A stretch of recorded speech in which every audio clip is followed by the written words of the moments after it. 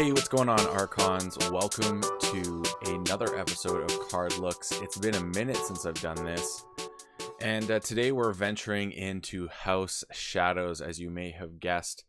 And I have some interesting takes on some cards that I like from Shadows, and I want to talk about today.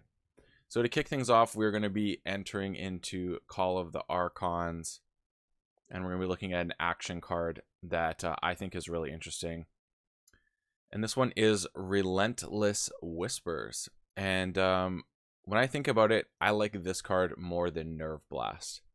And I know that you may be thinking, well, Nerve Blast guarantees a steal and you get to do the damage. This does not.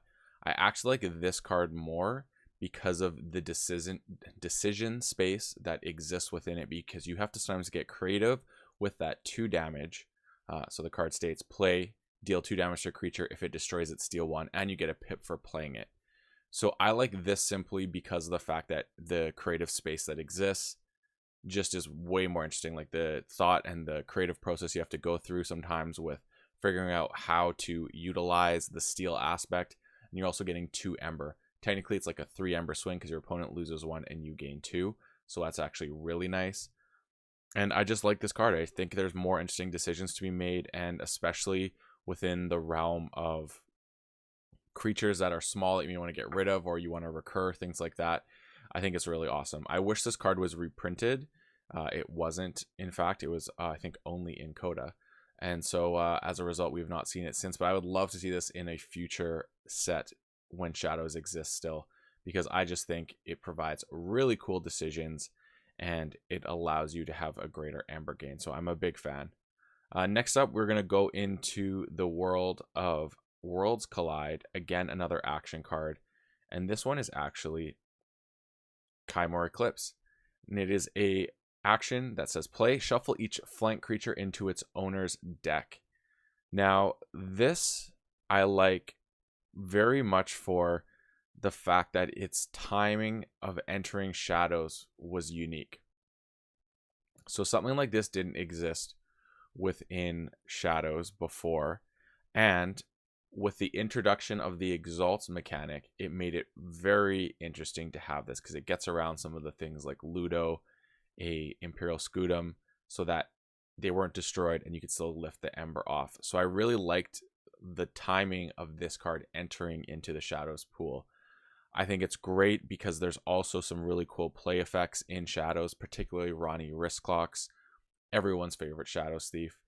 And it just allowed you to then get that back in your deck, or another creature with a playability, and have that recursion. Maybe it was an Infernus, again, something that was introduced during this time.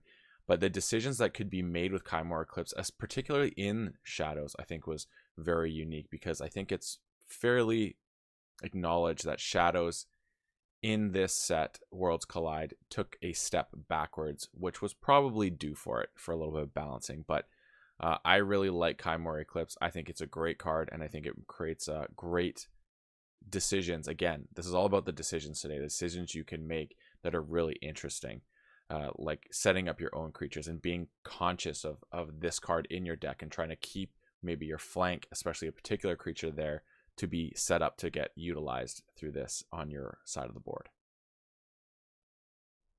Next up, we're going to go into Dark Tidings for... I mean, I love all these pirate creatures in Dark Tidings. It's some of my favorite. But in this particular one, I think is so cool. And this is Hard Simpson. So Hard Simpson is an elusive elf thief with 4 power that states, after Hard Simpson is dealt damage, steal 1 Ember. If the tide is low, your opponent steals 1 Ember instead. Hard Simpson must survive this damage. Well, I like this card for a lot of reasons. First off, there is a risk reward because it can be used against you. So someone can just literally take the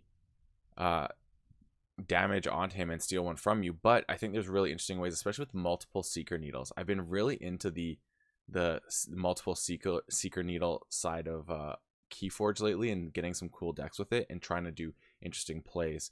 For example, you fight with this into a 2-power creature. You steal 1 Ember, you Seeker Needle it, you steal another Ember, you Seeker Needle it for a second time now with your other Seeker Needle potentially, and you kill it and you gain an Ember. So you ended up getting off that 2, 3 Ember, 2 of it stolen. It's just a nice burst. Like, I like it. I think it provides interesting things to be done.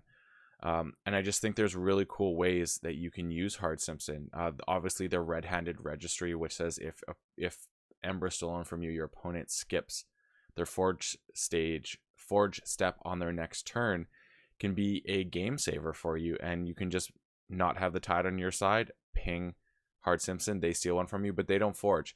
So there's some really interesting combos with this card, and that's why I really like Hard Simpson. I think it just has this inherent levels of thought that can go into ways that it can be utilized, abused, and even get used against you. So I think it just has such interesting decisions on both sides of the board, and that's why I chose this as the third card today.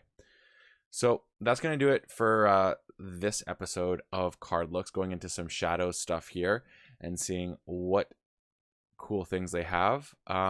Stay tuned. Next week we will hopefully get to go into this again. I'm trying to do different videos, so sometimes this may not happen every week, but I do like doing this one. I think it's really cool to take a look just kind of at a card, and for me, I was choosing ones that aren't like obvious choices or that have had decisions lately by me that I find interesting. I've been saying the word decisions a lot today.